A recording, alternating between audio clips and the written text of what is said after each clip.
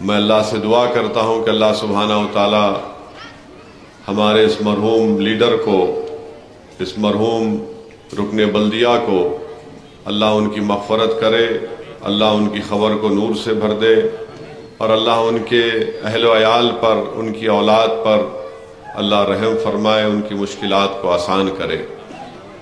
अज़ीज़ दोस्तों और बुज़ुर्गों, आप जानते हैं कि मजलिस इत्तेहादुल मुस्लिमीन ने जुबली हिल से राशिद फराज साहब को, इसकी आवाज़ मत बढ़ाइए भाई, जितना है रहने दीजिए, राशिद फराज साहब को अपना उम्मीदवार बनाया है। उसके बाद से कांग्रेस पार्टी की तरफ से ये बातें की जा रही हैं कि उनके पास से अज़हरुद्दीन आया तो आपने राशिद फराज को क्यों उम्मीदवार बनाया। कांग्रेस वाले, मेरे ख्याल में उनका हाफिज़ा अच्छा नहीं है, तारीख में बहुत कमज़ोर है। जानी मियाँ मुझसे बेहतर जानते हैं कि मजलिस इत्तेहादुल मुस्लिमीन ने 1984 में एक जानी मियाँ साहब थे, 83 में उनको यहाँ से उस वक्त खैरताबाद के असम्बली हल्का का टिकट दिया था। फिर उसके बाद मजलिस ने एक काजिम साहब थे, 89 में उनको टिकट दिया खैरताबाद से। फिर एक जहांगीर अली साहब थे, 94 में जब मैं अपना पहला इलेक्शन लड़ा मजलिस, तो उनको टिकट दिया। फिर 2009 में हमने जनाब चिन्ना श्री सलम यादव साहब को टिकट दिया, मगर स्क्रूटिनी में उनका नॉमिनेशन रिजेक्ट हो गया। 2014 में उनके बेटे को टिकट दिया, 18 में हम नहीं लड़े। अब हम लड़ रहे हैं क्योंकि हमारे यहाँ पर 2 रुकने बल्दियाँ हैं।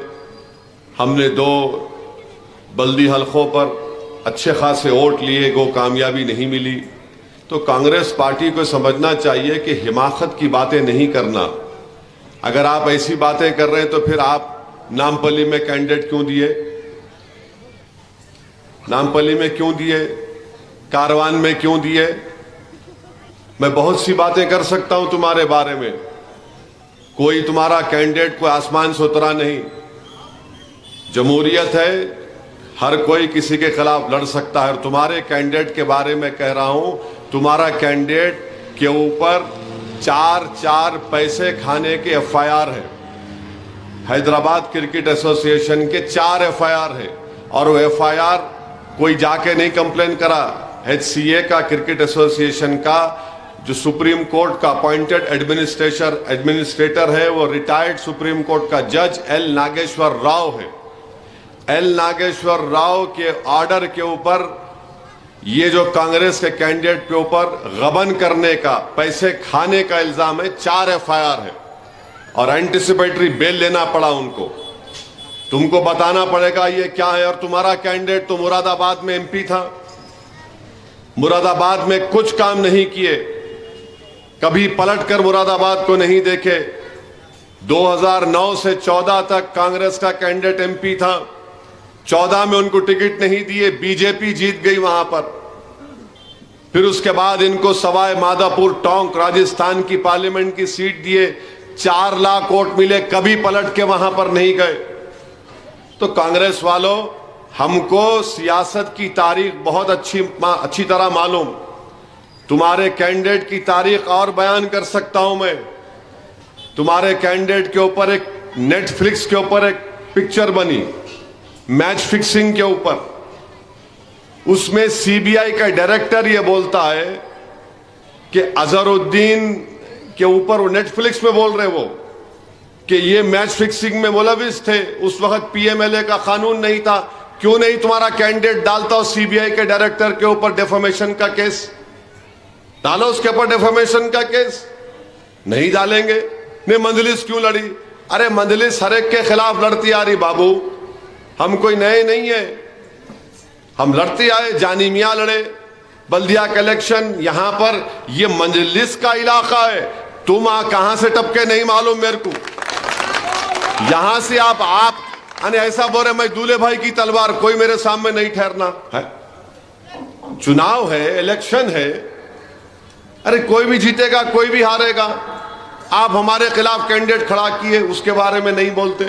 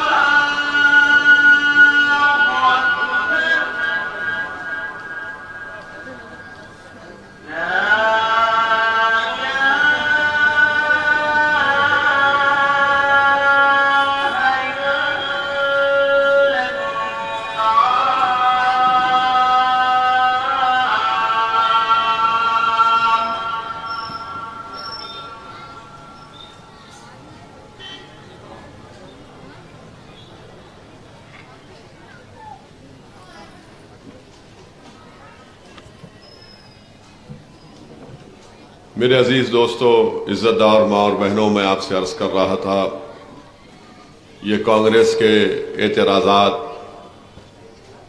पिछले बल्दिया के इलेक्शन में हम 4 बल्दी डिवीज़न पर मुकाबला किए। इरागड्डा से अल्हम्दुलिल्लाह आपने शरीफ साहब को कामयाब किया। शेखपेट से दोबारा वहाँ की आवाम ने राशिद फराज को दूसरी मरतबा कामयाब किया और हम रहमत नगर और बोराबंडा बल्दी डिवीज़न लड़े। ये 4 बल्दी डिवीज़न में हमको 28,000 वोट मिले। वेंगलराव नगर नहीं लड़े और यूसुफगुड़ा बोराबंडा नहीं लड़े। इसके बावजूद भी इनको तकलीफ। अच्छा, कांग्रेस कितने वोट ली बल्दी इलेक्शन में? 8,000। सिर्फ 8,000 वोट लेके आप बोल रहे क्रिकेट प्लेयर बैट हाथ में लेके आ गया तो उन्हें चौबे छक्के मारेंगे। क्रिकेट ग्राउंड पे होता, ये सियासी मैदान हमारा है, यहां पर हम खेलते आए हर चीज पे, ये पिच हमारी है। आप आकर आप बोल रहे ऐसा कर देना था। ये कांग्रेस पार्टी में एक गुरूर तकब्बुर है। नहीं, नेहरू थे, इंदिरा गांधी थे, राजीव गांधी थे, अब राहुल गांधी है, कोई इनके सामने नहीं आना। अरे वो बदल गया बाबा, हिंदुस्तान वो नहीं रहा। अब खानदान पानदान नहीं रहा। जो मेहनत करेगा, जुस्तजू करेगा, लोग उसकी इज्जत करेंगे। वह हम हाथ हिला देंगे, मुस्कुरा देंगे, लोग खुश हो जाएंगे। गया जमाना।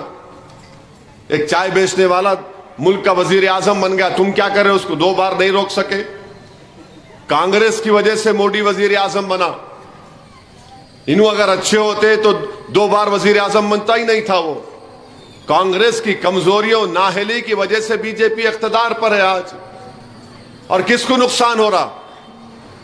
इनके बड़ों को नुकसान हो रहा। किसका घर तोड़ा जा रहा, किसका इनकाउंटर हो रहा, किसके सर से हिजाब खींचा जा रहा, किसके मस्जिदों से उत्तर प्रदेश में लाउड स्पीकर निकाला जा रहा, किसको हथकड़ियों में गोली मारी जा रही। अरे तुम्हारी वजह से बीजेपी इख्तिदार में है।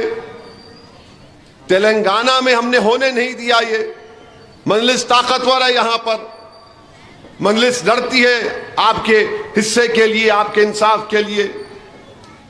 तो मैं आपको बता रहा हूं कि यहां से मजलिस का इंशाअल्लाह ताला उम्मीदवार आपकी दुआओं से, आपके वोट से नया एमएलए मजलिस का ही मुंतखब होगा इंशाअल्लाह ताला।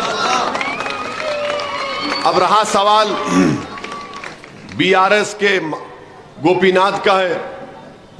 कम से कम ईद का चांद तो दिख जाता, गोपीनाथ तो दिखता ही नहीं जुबली हिल में। आखिरी बार कब दिखा था गोपीनाथ? आपको बोलो, कहीं दिखा आपको? नहीं, आप सही से बोलो, दिखा आपको कहीं? डरो नको आप, कहीं नजर नहीं आए। आप परसों उन्होंने आए, उनके लीडर के साथ खड़े रह गए ऊपर और खड़े रह के बोल रहे मैं राउडीज्म खत्म कर दूंगा। नीचे वीडियो आया, कोई मार रहे बच्चों को। कौन थे वो लोग? क्या हो रहा है यहां पर जुबली हिल में?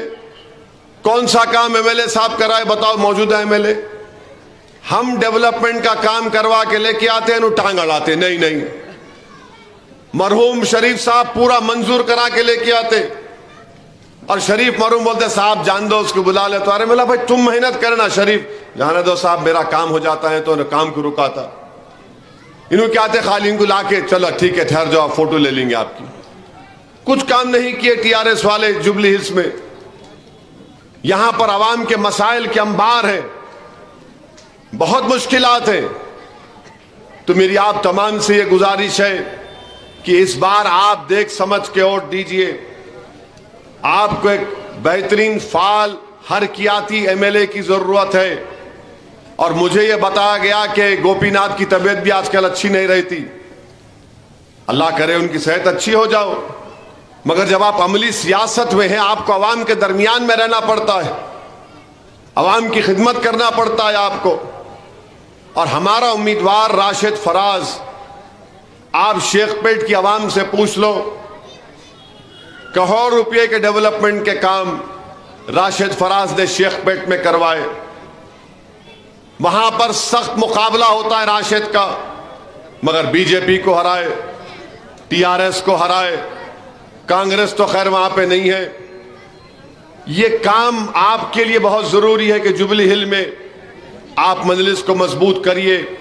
और जमहूरियत की हकीकत यह है कि जिस पार्टी के पास ज्यादा एमएलए होंगे उनके और मसाइल को हल किया जा सकेगा।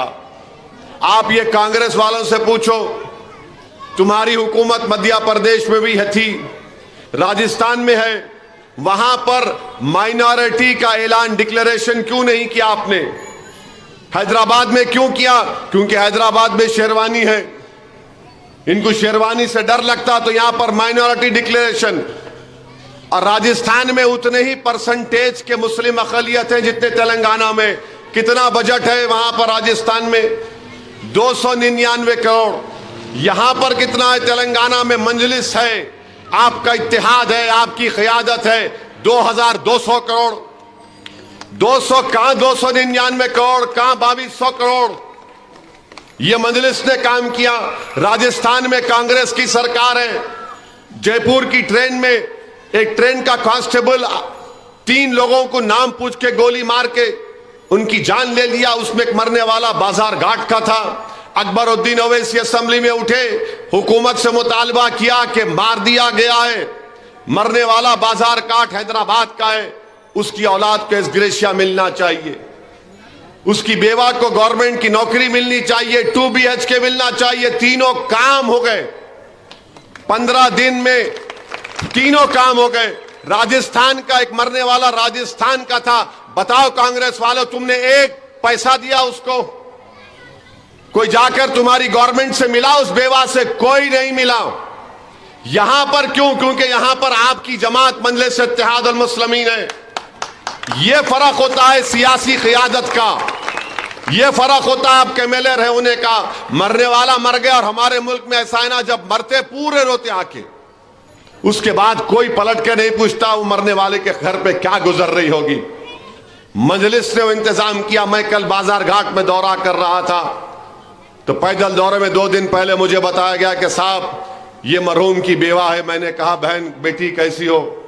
तो बोले अच्छी हूं, मैं काम कर रही हूं, छोटा बच्चा है, आप दुआ करिए। वहां पर आपकी सरकार है, आपने कुछ नहीं किया। जुनैद नसीर को जिंदा जला दिया गया। चीफ मिनिस्टर 20 दिन के बाद गए, मैं 1 दिन के अंदर वहां पर पहुंचा। घाटमी का एक इलाका है राजस्थान में, मेवाती मुसलमान बोलते, मियो मुसलमान उन लोगों को। मरने वाला नसीर, उसके घर गया तो उसके घर में बताया गया ये उसके भाई के 6 बच्चे, ये नसीर के 5 बच्चे। मैं कहा ये भाई के बच्चे क्यों बता रहे? नहीं, इसका बड़ा भाई नीम पागल था। 15 लाख का ऐलान कांग्रेस की गवर्नमेंट की, अब तक खाली 5 लाख दिए। ये नहीं बोलेंगे कांग्रेस के लोग आपको, नहीं कैंडिडेट क्यों खड़ा किए, उनकी उनसे डील हो गई। अरे तुम्हारा राहुल गांधी अमेठी हार गया तो क्या स्मृति ईरानी से कुछ डील हुई थी? तुम 2 लोकसभा के इलेक्शन मोदी को हार गए, क्या तुम डील किए थे? बताइए। आपके मजलिस के खिलाफ नफरत भरी हुई है। यह फिरका परस्ती है कांग्रेस की, बीजेपी की एक ही है। मगर यहां पर मौजूदा जो एमएलए है, नाकारा एमएलए है, नाकाम एमएलए है। और इसको हटाकर मेरी आपसे गुजारिश है कि आप राशिद फराज को, एक बेहतरीन उम्मीदवार है, आपकी खिदमत करने का मौका दीजिए, आपकी खिदमत करने का मौका दीजिए। अभी आपके सामने बताया गया कि कितने 4 करोड़ की लागत के 4 करोड़ की लागत के सीवरेज लाइन डाली गई। अगर आपका एमएलए आएगा कामयाब होके तो आप ही का फायदा होगा। बस्ती दवाखाने खोले जाएंगे, स्कूल खोले जाएंगे, और ये बहुत से तरक्याती काम अंजाम दे, और आपकी ताकत में इजाफा होगा, मजलिस की ताकत में इजाफा होगा, आपका इत्तेहाद मजबूत होगा, आपका सियासी शऊर मजबूत होगा। और ये कांग्रेस का सदर जो आज फिर रहा है जुबली हिल्स की कॉन्स्टिट्यूंसी में, ये आरएसएस से आया है, मेरी बात का यकीन करो आप। ये अपनी जिंदगी अमली सियासी जिंदगी का आगाज आरएसएस से किया। आरएसएस की सोच में डूब कर निकला है शख्स। ये पहले बीजेपी में था, एबीवीपी से बीजेपी में आया। किशन रेड्डी जब 1999 का असेंबली इलेक्शन लड़े, साथ था किशन रेड्डी का, मैं अपनी आंखों से देखा। मरहूम सैयद सज्जाद इलेक्शन लड़ रहे थे कारवान से, ये किशन रेड्डी के साथ काम कर रहा था। फिर तेलुगु देशम में गया, तेलुगु देशम को डुबा दिया। तो आरएसएस ने कहा कि बेटा अब तू कांग्रेस में चला जा। तो कांग्रेस का रिमोट कंट्रोल तेलंगाना का मोहन भगवत के पास है और कांग्रेस पार्टी ये हमको बोलती है, अरे तुम्हारा सदर आरएसएस से आया, हर एक को तकलीफ है, क्यों लड़ रहे? मैं क्या करूं, सियासी जमात हूं, लड़ना मेरा काम है। नहीं आप यहां क्यों आए? अरे क्या तुम्हारे से पूछ के आऊं कहां जाऊं मैं, किधर जाऊं किधर मत जाऊं, कब बैठूं कब खाऊं, कब क्या करूं? आप होते कौन है मुझे बताने वाले? और फिर टीआरएस वाले, अरे असद भाई यहां कहीं को आ गए आप। अरे क्यों नहीं आएंगे, मेरा कॉर्पोरेटर है, मुझे यहां की आवाम से मोहब्बत है। हम 30, 35, 40 साल से इलेक्शन लड़ रहे हैं यहां पर एरागड्डा में, कामयाबी नहीं मिली अलग बात है, मगर लड़ तो रहे हैं ना। हम इस आवाम को बता रहे हैं कि हमको यहां से मोहब्बत मिली और हम इस मोहब्बत को नहीं भूल सकते। कैसे भूलेंगे आपकी मोहब्बत को? आपके बुजुर्ग जिंदा नहीं है मगर उनकी कुर्बानियां तो जिंदा हैं, जो मजलिस के लिए उन्हें मेहनत की और काम किया। मेरे भाई, असेंबली में अगर हमारा एमएलएज में इजाफा होगा तो जिस तरह आपने देखा कि 9 साल में 11,000 करोड़ रुपये अक़लियतों के खर्च हुए, अगर एमएलए बढ़ेगा तो और इंशाअल्लाह ताला डेवलपमेंट के लिए हमको पैसे मिलेंगे। हमारे बच्चे और बच्चियों के नए स्कूल टेमरिस के खोले जाएंगे, आसरा पेंशन में हिस्सा बढ़ेगा, ओवरसीज स्कॉलरशिप में बच्चों को स्कॉलरशिप मिलेगी, आरटीएफ एमटीएफ में बच्चों को पढ़ने का इंतजाम होगा, ताकत में इजाफा होगा तो सब कर पाएंगे ना।